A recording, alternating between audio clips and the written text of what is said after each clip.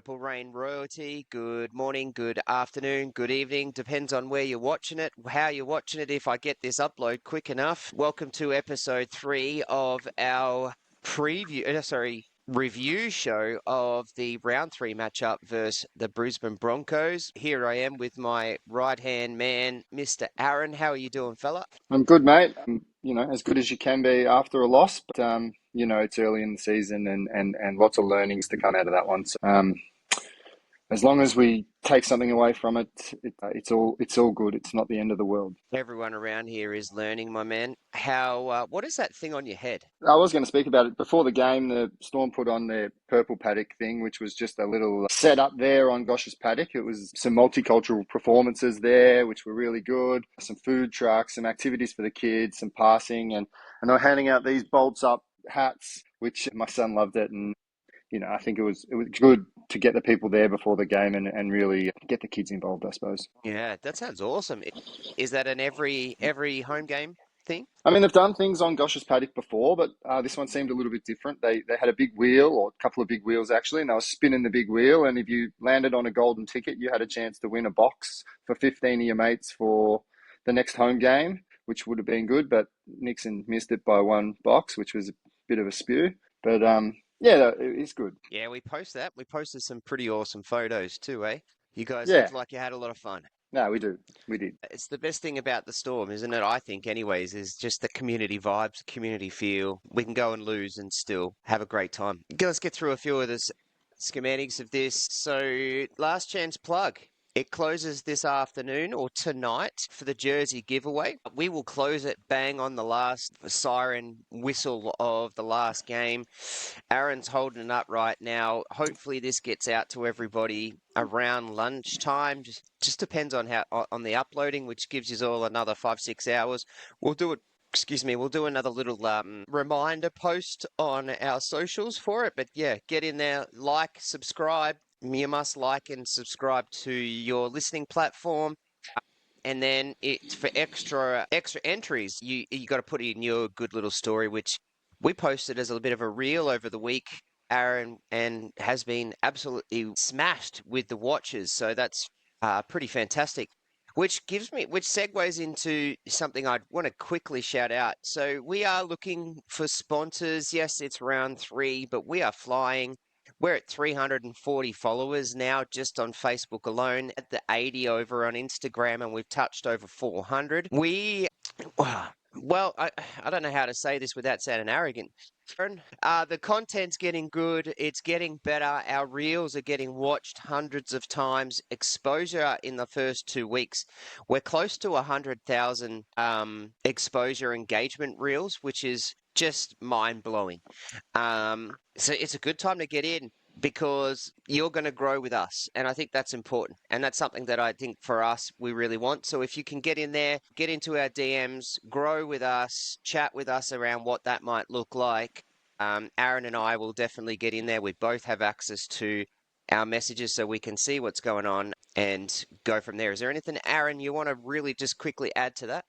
No, I think you covered it. I think, if we can get some sponsors on board, we can do some other things. We can make some different content and hopefully do something different to what the other people are doing. So the vision is there, and to grow this how we want to grow it, we would love to get some people on board to help us do that. Absolutely. Let's rip the Band-Aid off. Let's get into what we're here for and rip that Band-Aid off really quickly. Round 3 matchup. Grand final matchup, as everyone likes to call it, versus the Broncos. The Storm lost 14-18 in a game that we were 14-zip up at halftime, and really in that first half just looked really dominant. Most people were going in there were going into halftime very confident. We had all the commentators saying this is going to end up being quite bad. The bookies had us all whitewashing this game. 28,245 people were at the game, Aaron, which was a stat that you found for us, and there was something you wanted to add to that. I think it was the 10th highest, or maybe the 11th highest crowd at Amy Park of all time, and the 6th highest NRL crowd at Amy Park of all time. So that's great. Friday night, the crowds are back. Everyone wants to see a big blockbuster game. There was a few Broncos fans there. I must admit, they get a good following in Melbourne. But the atmosphere was electric that first half. That last try on half time, mate, the place was going off, and that's what the players love. So it's good to see. And this one hurts. We were putting some content together at the end of the day, at the end of the game. Even yesterday, I woke up just going, this hurts. After, like, I get that we've got learning experiences and there's always something to take from it, and it's round 3. But this just seemed very much like the way the recent history around the Melbourne Storm has been, is that we fade out, we have dull moments that cost us big time. Aaron, talk to us quickly about your synopsis around how you're feeling, what happened, just quickly. Look, I thought generally we started the game pretty well. I think both teams hold the ball and tried to get in the grind. And the first 20 minutes, both teams just tried to put down some work and put themselves in a position to play footy. And we haven't seen the Broncos do that, really. They've just tried to stand and bang from the get-go, and that's probably been their letdown in the last couple of weeks, where this week they tried to respect the footy. They couldn't hold on to it, but they weren't doing anything silly, and they were making errors, which they dropped the ball, I think, 4 times in the first half, which really gave us a chance to have some ball. With that ball, we had a few opportunities early, but took 20 minutes or so until Trent got on the park. I think the game changed a bit. We started punching behind the middle and we started creating good opportunities. So I thought the start was reasonably good by both sides, but I think the game changed at that 20-minute mark when Trent came on the field. So Trent comes on the field and starts to, I suppose, shore up the middle of the field. What do you think happened, particularly around our game plan and what we had to do moving into that first half that really got us into that 14-zip lead? I think it was something that we said mostly in our purple blueprint, and I really think 2026 is going to have to revolve around this, especially in the first third of the year before Origin.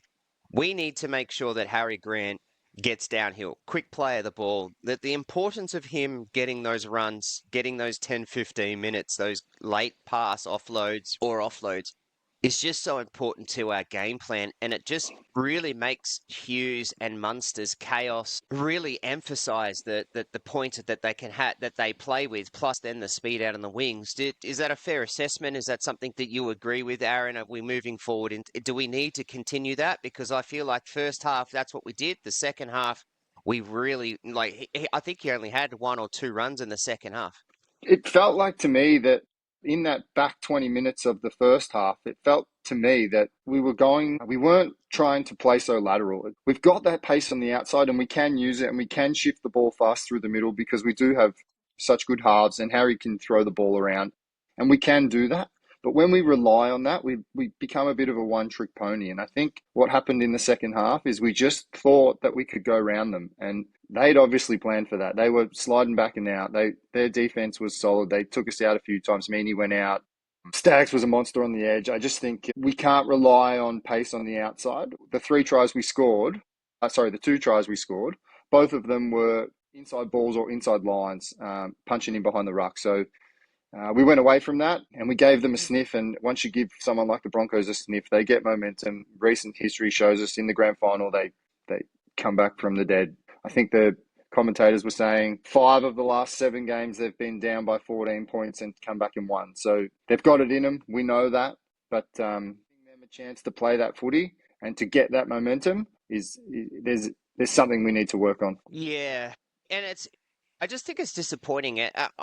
We said it last week against the Dragons that our inability to adjust in game, like we've got good leaders, we've got a very good experience, but I wonder what happened at halftime because you could clearly see the blueprint for what we were doing and what was working. That like the prime example, the Chan Hughes combination. Like Chan's just when that combination's on, Chan just looks like he's a clone of Eli Katoa, and Hughes just looks so free. Munster's chaos in the first half didn't really hurt us. It did in the second half because he tried, and we'll talk about that. But Harry Grant completely disappears in that second half as well. And it's like, and our middle run just got dominated. You could clearly see that the first half was the way that we need to play. That's our blueprint. That's our baseline. And then on top of that, we need to be better in the second half. It's easy. I think for us, it's what happened in the sheds. What was the message? Because all I heard from the commentators was Bellamy giving praise and giving some love, and we literally turned out off that first set. And in the second half. And we gave away, what is it? I think we gave away a penalty and a set restart in that first set at least, or at least in the first couple of sets. And it just blows my mind how bad we can go from after how good we were in the first half. Yeah, it was. It was the first set after half time. Munster, the illegal strip. Then they get downfield, and then Munster with the leg pull. Then they're on their 10, full set. Then they come to that left edge of ours, and we knew the left edge was going to be targeted. It's very inexperienced out there. You've got, I think when it started, you had Moses, Leo, who's played 5 games of NRL, 10 games total if you include reserve grade. You had Munster in there who thought he needed to compensate and be the man there because of the inexperience. And then you had Cooper Clark on that edge as well, who's only played 2 games. And then you put Alec McDonald in there, who's never played a game in the second row for the Storm. And suddenly that is a target. And they come out and we gave them field position. They targeted that edge and they scored through a gap that probably shouldn't have been there because Munster, Moses and Alec were all watching Reece Walsh out the back. They're all scared that he was going to go around the outside and skip out there. And that just left the inside line open and they scored once and then the game changed. The next 18 minutes won the game or lost the game, Yeah, however you want to talk about it. Or lost the game. Depends how you want to look at it. And yeah, I really, and I want to touch on this point that you just made about Munster. Munster trying too hard. I read a really good article that we just posted up on our page around his thoughts and what's happening, and we'll touch on that when we talk in some of our listeners and communities questions at the end, at the last part. But do you think he is overcompensating, is trying to do something? I think trying to do too much. One part that we really love about Munster is his chaos. We love him trying to take the runs because 9 times out of 10 he makes the right decision. Because he is so chaotic, he drags 3, 4 players in, or sometimes 4 or 5 players have to go and make some sort of contact with him, which really pressures the line and puts a lot of pressure onto their defense. Do you think in the second half there was just too much Munster? I think in the attack, I thought he was okay in attack. I thought he caused some dramas especially when he was in around the middle. He linked up with Hughes. He broke the line in the middle there. He had a few good runs where they couldn't get him to ground. So in attack, I thought Munster was definitely trying hard, and that's what you like to see, as you said, bring that chaos, try and get some broken play. But on the defensive end, I do feel like this game he was worried about the people around him, and he was trying to help them out too much. He can't do it on his own. Team defense and edge defense is a team game, and if one person breaks down, you're going to get found out. I mean, Ricky scored through the gap that was left, and then don't worry about the second Ricky try yet. We'll go to the Stags try. Munster was shadowing Reece Walsh, who was skipping towards the outside. He ends up behind Moses Leo. He's literally tucked up behind Moses Leo, a meter and a half. He's not up in the line, and there's a gap there between Moses Leo and the inside man. And they just hit Stags on a great ball on the inside run, and he just goes through untouched from the gap that Munster left because he was trying to help his outside man. But if you overcompensate, good teams will pick you apart. Now, do you think it was a case of some seriously good coaching and adjustments by Madge for the Broncos and lack of adjustments by the Storm? Do you think it's a case of we just fell asleep, thought this game was won? What do you think? What is the reasoning and what happened in that second half? Look, I don't think it's a secret they were going to go to Stags. You look at the first 20 minutes of the game. Ezra hit Stags twice, 2 passes that both went to ground. One was above his head and one was on his chest. But basically, they were going to go there, and it was clear that they were going to use Stags. But when you've got someone like Walsh skipping around the back, who's just done what he's done to us in the grand final, he's in the back of your mind. And I'm not going to say it's good coaching because that's their go-to. I mean, of course you're going to use those 2 players. They're their most deadly weapons. But we need to give them the respect, both of them, rather than just worrying about Reece out the back, I think. Yeah. I, I'll challenge a couple of things that have happened in our comments and in the community, and a couple of articles that I've read. I don't think the Broncos played too dissimilar in the second half to what they played in the first half. I think their blueprint was the same. Their game plan was basically what they wanted to do. The only issue that they had in the first half was that they completed at 55% at half time. That rose to basically 80% in the second half. So they protected the peel and looked at in the second half and were able to complete those bits and pieces. One prime example was in that first half. It was late in that first half, and they got themselves into the 20. They played a really good offensive set. The ball shifts from the left to the right. Staggs basically has to just catch the ball, and he walks in, moseys on in for a try, and he fumbled it. Our defense was so caught that we hadn't even got past 3/4 of the field. That's how open it was. I really think it was the only thing that really hurt the Broncos in that first half was just poor errors. In the second half, they looked after it. They kept the ball in their hands. They made the plays, and then a couple of crucial errors from us, giving them good field play. Like you said early, the Munster silliness with the six again, and then they get that early try, and they're a momentum team. You know, that gives them a breath of fresh air, and off they go. In the press conference, Bellamy said he felt like he was watching two completely different games, the first and the second half. I'll I kind of think it wasn't the whole second half where we were bad. I thought that 18-minute period, we gave away three penalties. They scored three tries off three defensive reads. And then after they got in front, we started to hit the middle again. Wishy got through, Munster got through, Hughes got through, and we started to try and straighten up our attack again. And when we did that, we had opportunities to score. We couldn't.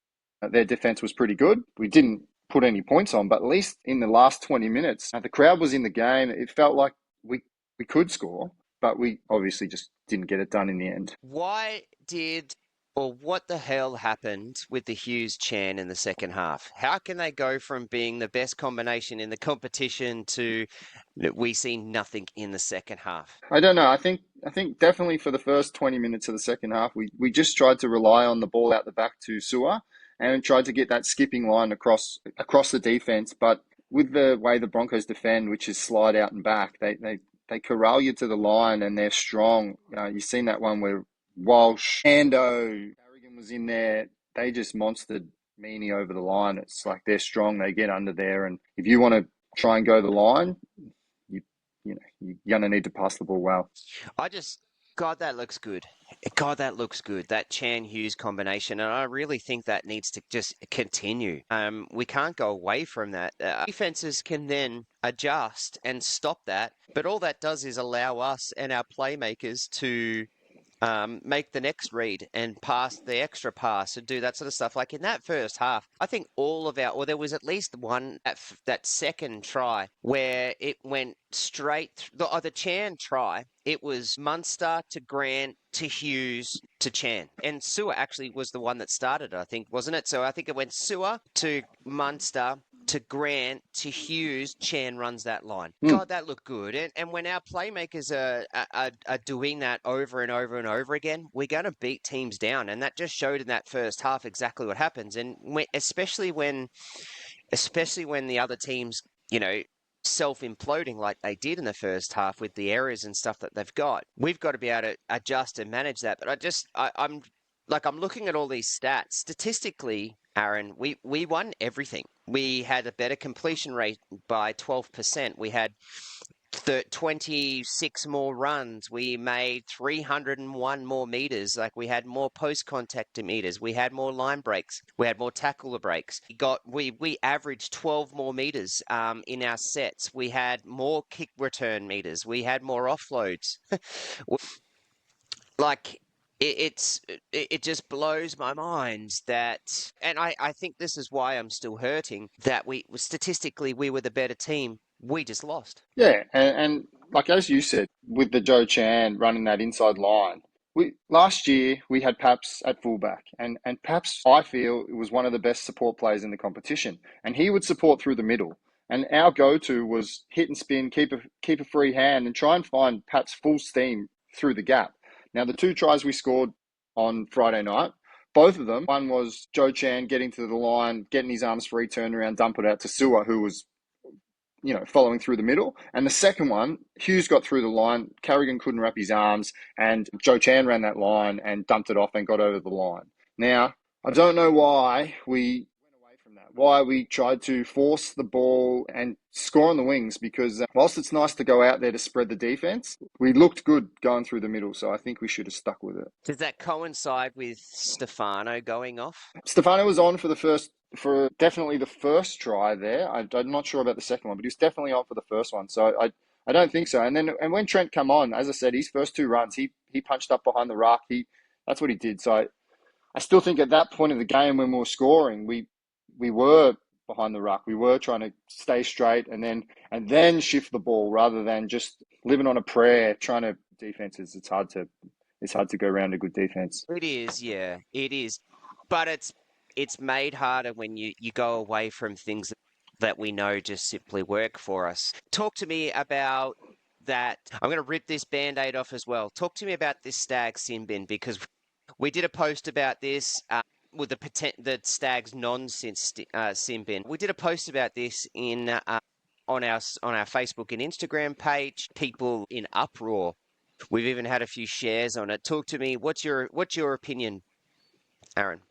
Live, I thought it wasn't that bad of a hit. Like, I don't think he's gone in there to drill him. I definitely don't think he wrapped his arms. And I definitely think he made direct shoulder contact with the head. It looked to me like Moses was okay when I was at the ground. He got up, he shook it off, he dealt with the Storm doctor. Storm doctor looked to run off and tell the bench that I think he's okay. So when the first decision is like that, that means that we haven't given him a HIA straight away.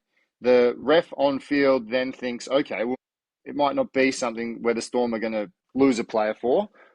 The very next tackle, umpire stops it. The independent doctors jumped in and they've said Moses got to go off for a HIA. So we lose Moses. Replay shows clearly that Staggs didn't wrap his arms. He led with the shoulder. He's hit him in the head and he's now sent him to the bin. So if you're going to talk about consistency, which the NRL doesn't deal in consistency, we all know that. They do whatever they like. But if you're going to talk consistency, you look at Vegas. It's direct contact to the head. He got given grade 2.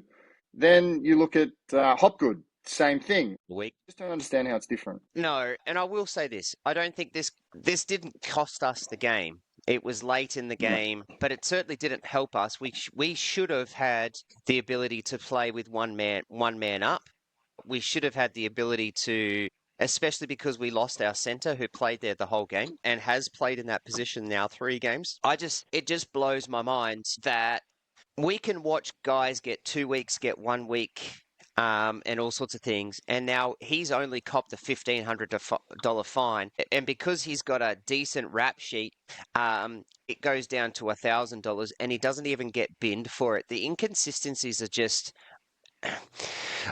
mind-blowing, man. And I'm so disappointed that wasn't one. And here we are talking about this stuff as well. And I'm going to put it and I've got my Purple Rain hat on here, that this just is ridiculous, because we have a few players in our team that if they were to do that hit, they would have got binned. We know it. If you there's another incident in the game where Munster fell over. We took the 2 points for it, and Reece Walsh hit him in the head as well. Now, a lot of people are saying Reece is a protected species, and like, by all means, the grand final one, he should have been in the bin. I 100% agree. But this particular one, I thought I'm going to go on the Broncos side with this one and just say penalty sufficient. Munster was falling over. Reece just tried to get underhooks on him. He put his arms down low and has made contact with the shoulder, but he didn't drill him. He didn't try and knock him out. It just is what it is on that one. So I'll say I can't go with the people that are saying that Reece should have been binned. I just don't think that's worthy of a charge. I don't think it's worthy of a bin. I just think it's a knock to the head that happens in football. But the Stags one, I do think he should have been binned. And personally, that's a grade 2. If you put all the grade 2s next to each other for 2026, that's direct shoulder contact to the head that's caused the HIA. That's a grade 2. Yeah, look, I'll challenge your thoughts here on that Walsh one and go that I think people are just sick and tired of seeing Walsh hit people in the head or do things and not get penalised for it properly. That's what I think people are complaining about here. To be fair, what Munster was going down, Walsh didn't need to come through and do those underhooks. And I'm at the point now, and this is about Stags, and it sort of challenges your thoughts a little bit with the Stags one, is that, why are we waiting for the consequences and seeing what the consequences are before we give a punishment, right? So, and why are we not just penalizing the initial contact and the incident and not weighting it to what he's done, right? So the example here is like Moses Leo goes off, and that was a minute or 2 minutes later down the track, and now the comment is, oh, okay, so he's going off, so Stack should have gone too. No, I don't agree. And then what I also don't agree with is, okay, so now we get to the judiciary and we rate it, you know, impact high, medium, low, intent high, medium, low, blah, blah, blah, blah.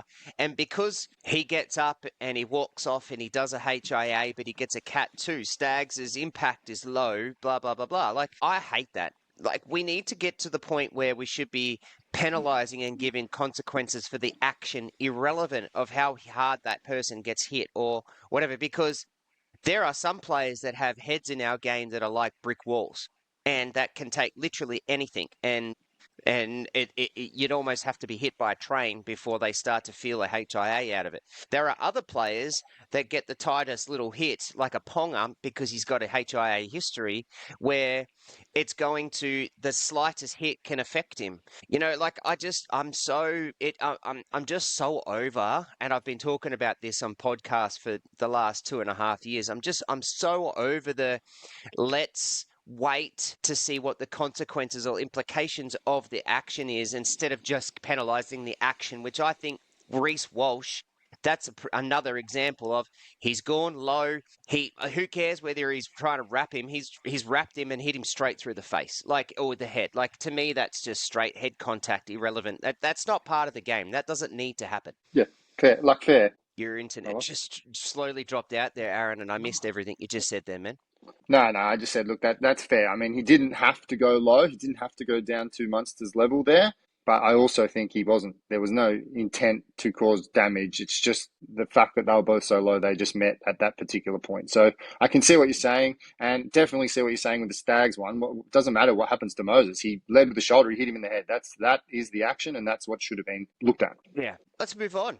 Is there anything else you want to add to that game? Yeah, I'm ready to get into some community comments and things like that and some questions, Aaron. I just want to raise one thing. There's a lot of talk, and it always happens after a loss.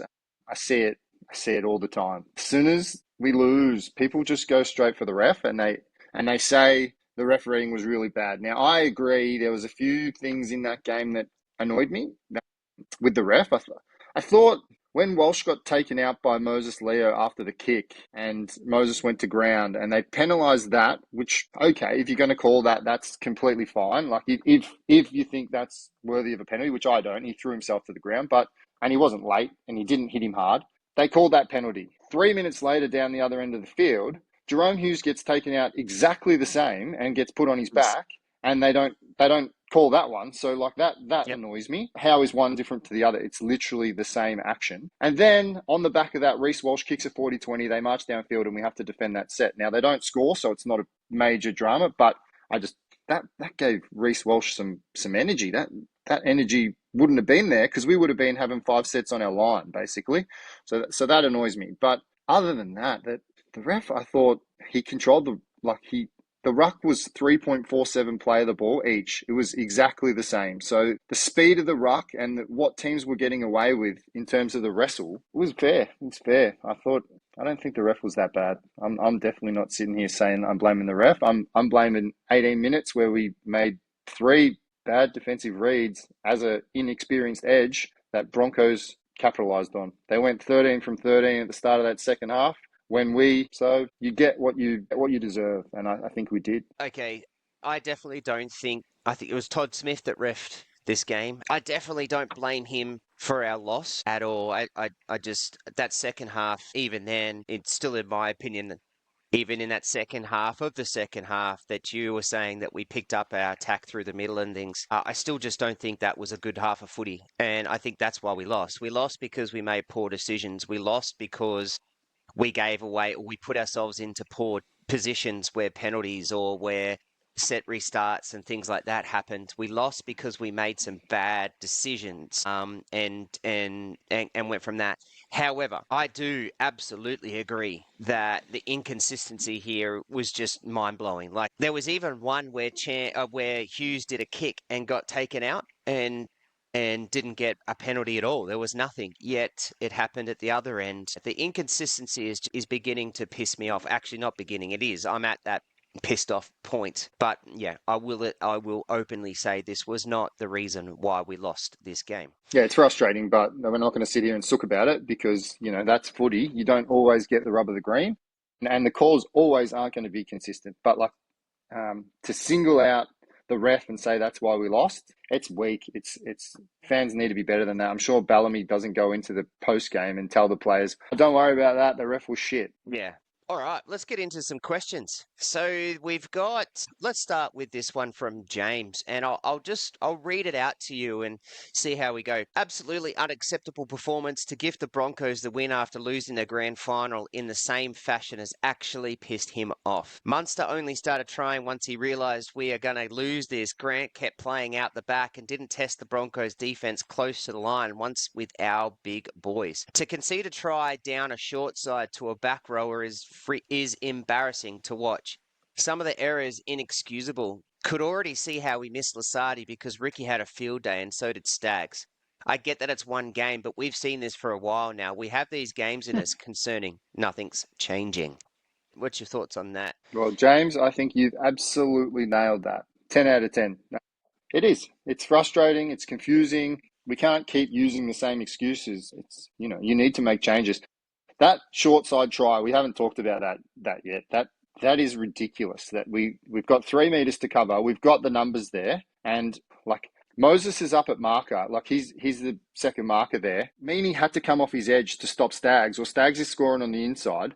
That's left the wing open, and out of marker, Munster has pushed Hunt for some reason. I don't know why he gets him. Why has he got to push Hunt there when he should start heading left to be starting thinking about Stags straight away? And Moses was caught napping flat-footed. He needs to start heading back to the corner because Meaney's coming in having to take Stags. It's just it looked like that particular one, we went to sleep. Like that was 3 blokes who literally went to sleep. Yeah. I think James has hit the nail on the head too. I do agree. And I said that just before, these fade outs that we have and these games that we have, this is what pisses the Storm fans off the most, and we had a lot of them last year.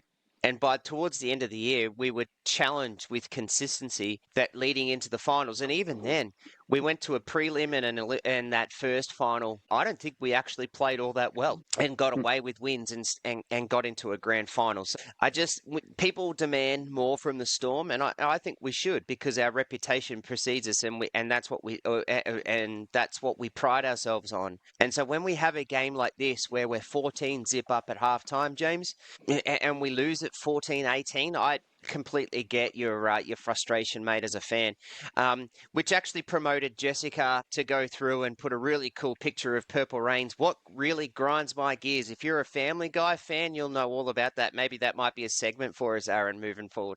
Just one more thing on that James comment. Yeah, go. Can I just go one more thing on that James comment? Yeah, sure.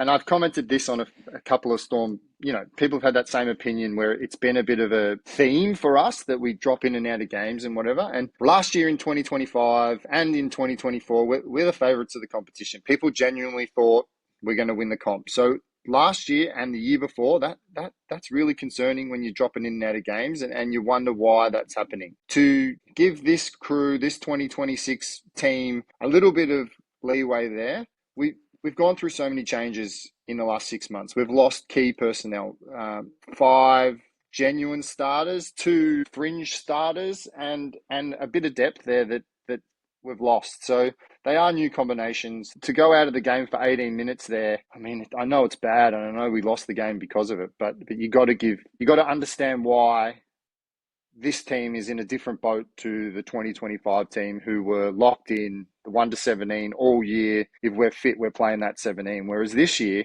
we've got new people in new positions. We've got new combinations. We've got injuries. We've also, there's some reasons as to why you can give them a bit of the benefit of the doubt in round 3, 2026, compared to finals 2025. Comment from Matt Cummins. The second half ghost from last season came out tonight. Needed one of the big boys to put a big shot on and get them into the break and get into them to break momentum. Loving Chan's aggression, and Brick had some great meters coming out of our end. I suppose the start of that is a little bit of a challenge to your comment, Aaron, that you just said then.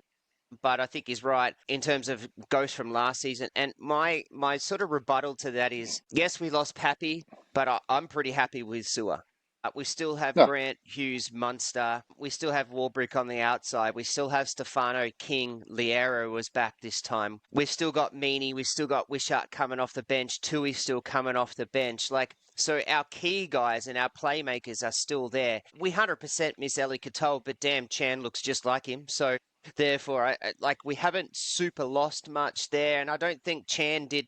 I think Chan played a really good second half still too. He just didn't get the opportunities like he did in the first half. So I guess my rebuttal to that is just, I think this is, sorry, and every one of those players are not new recruits. So they were in it. They've been in our system for a long time now. yeah, just those combinations are new. A question from Kim. That penalty and man was surely an April Fool's Day joke. Which penalty is it? The Joe one, Chan the stuck one his where hand out. man fell. Yeah. It's soft as he hit him in the head though. There was head contact, so There it's was head there. Whether contact, it's wasn't there? But yeah, oh God, that was, he literally fell into him. There was did you nothing see him after anyone he did could it? do. After he got it, Pardon? straight around, just gave a wink. He's like, "Yeah, cop Yeah. that." Yeah. He knows. Cheeky. He knows. Yeah. We've got a question here from Kristen Daly, and maybe this is a good one for you, Aaron, because I can jump in here, but I'll let you go first. Perhaps on the pod you could explain what constitutes a ruck infringement. My reply straight after the game to this question was, right now while I'm hurting, my answer is depends on the ref and the game context, but this is a great question. Now that I've thought about it, I've got a slightly different opinion. But Aaron, do you want to jump in first? No one knows is the actual answer, and the fact that you don't get any clarity, all you hear is the ding at the game on. You sometimes they'll tell you what it's for, but the fans and Munster come out that putty balls on the line, that article that we read today. That's exactly what he's talking about. You don't know why you're getting them, and if you don't know, then there's room for, I was going to say whinging, but there's room for the fans to be making waves because it's just not clear. And this extra 20 meters that they've now brought it back to the 20 instead of the 40 has just made it that much easier for the ref to, whether it's knowingly or unknowingly, he can easily get a team playing downfield. Now, I'm not sitting here saying the refs are biased. It's not a conspiracy. They don't necessarily do it on purpose, but it can have that opinion because it can start to happen and momentum can change. And then the refs are in the spotlight and the fans don't have any clarity on what's going on. So I don't know what constitutes a ruck infringement, and sometimes I'm in the dark too. That pisses me off when I'm watching the game and I don't know what that one was for. That really grinds my gears too. So I don't think Storm fans would be alone on that either. I'm sure every club has moments in games where they just go, "What did he do?" So I'll put these 2 cents together. The fact that Cameron Munster gets on to 7 News and there's an article written about it, which is one of your marquee players at questioning what actually constitute a ruck infringement, means we've got a freaking problem in the game. When he comes out, and he doesn't need to say this, but when he comes out and he says, I speak to a lot of NRL players and we are all questioning it, there's a freaking problem in your game. The fact that your players who are supposed to be trying to play the game according to these rules are questioning what the hell is going on is a freaking problem with the game. Now, if the players are doing that, then there's sure as hell no understanding in the fans. It's just not there. It can't be, because I go and watch our game. Then I go back to the game beforehand, which was the Roosters Penrith game, or go to the Thursday night game. And the 6 agains that were called in those games were completely different. Every single game, Aaron, the rules are different according to the referee and how they feel like they want to interpret it and what they want to deem it as. There are some referees out there that are very clear on this six again and just blow it like it's chocolate and and hand them out. It's Oprah Winfrey. Here, you have a six again. You have a six again. You have a six again. And then there are some refs that don't call them at all. And that's a freaking problem. So the fact is that we've got when questions like this come through and then you palm it on the back of the players, there's problems and none of us understand. We don't. And the reason why we don't understand is because one game it's different to the next game. And right now in a professional league, how do you have that happen? Because every single game in a 27 round season, as much as I've heard Volandis and everyone say, it's only round 3 or it's only round 1, it's round 2, we're all learning blah blah. Every single game goes to your win-loss record. Every single game. So every game is important. How can we tell our players to turn up every week and put their ass on the line to play in a game that's brutal, and our referees turn up every week and ref it accordingly differently to the 8, 9 games across? It pisses me off. I'm so sick and tired of having these conversations. And yet we get the Volandis and the Abdos turn around and say, oh, the game's in the best place to see. It is. And I actually disagree. I think the game is one of the most entertaining points of where we're at. I think the game is a bit in slight disarray with the way that our officiating is. And I think the officiating is some of the worst officiating I've ever seen in the NRL ever. The quest to get eyeballs on screens and ball in play has outweighed what we're trying to achieve here, and that's just good, consistent football. And Vlandy's maybe trying to get those TV numbers and make the game feel faster and bring more fatigue into the game, so we get these exciting plays. But I mean, there's got to be a balance, and pushing that limit too far and bringing these more and more six agains and less visibility on what's going on, it gives the fans a sour taste. And I know for one, I can wear it, but I don't enjoy it as much as I have previous years. I think this might have just gone a little bit too far in 2026. Yeah. A really good point here from Brianna. We played too lateral tonight and needed to straighten up. The last few weeks, it's been our strength and given us the momentum. Looked like we didn't want to work for it against the Broncos pack. Now, I'll actually say in the first half, I don't think we did play too lateral. I think we played really nicely straight up and down north-south, and then we used our lateral ball and good play really well. In the second half, we tried to go really lateral, but we had no run or no impact through the middle. Yeah, another good point. We've already spoken about that. We need to find that balance between when we're using the edges and when we're using the middle. We won the middle numbers like on the stat sheet on Friday night. But if you look at our most meters, 1 to 7, I believe, all ran for more meters than any forward on the field, which I don't know. I find that's a problem. You should be having forwards somewhere in that top 5, top 3, top 2. And if we're not, we're relying too heavily on the backs, I think. I agree entirely. All right, I think I might go 2 more. There's a couple of points here that I want to talk about. The first one is please explain the short dropout. At the moment, I'm looking to change to a team who don't do them. It's embarrassing at best. Maybe a result from 1 in 8. Fans won't like me on this one. I'm all for it. Every kick it short. Every kick, the chance to get the ball back outweighs the chance to give them one set on their line. The one that we did kick that was good, Sewer crossed the plane. It's perfect. We got the ball back. It was literally the perfect short dropout. And the one that went out on the full, the problem I have with that one is Sewer rushed to the line and the time clock was just about to run out, so he rushed for the kick. Now, if you're rushing it, maybe just send it long. Like if you're not there in time and you're trying to beat the shot clock, maybe just send it long. But that kick there ultimately did cost us a try. But I'm still kicking it short. So I know people won't like that, but I am. I am exactly the same, and I was the one that replied to her, and I said all teams do them now because the penalty for kicking too short or out in the full is very minimal. So I think the penalty and the consequence of the doing the wrong thing does not outweigh the defensive line through the middle. That's all we have to do, and off a scrum and things like that. Like we can defend that, and teams can defend that. So the opportunity to kick it and put it out on top of some of these wingers' heads that are just aerial wizardly freaks out there, and if it goes wrong, far outweighs their ability to be able to just, let's stop, okay, everybody, get our line set up. We're on the goal line. We've got 10 meters to defend. Off we go. So that's why teams do it, because there's just there's no real major. It needs to, if they want this to stop and fans are annoyed by it, they need to actually make a consequence, like a penalty.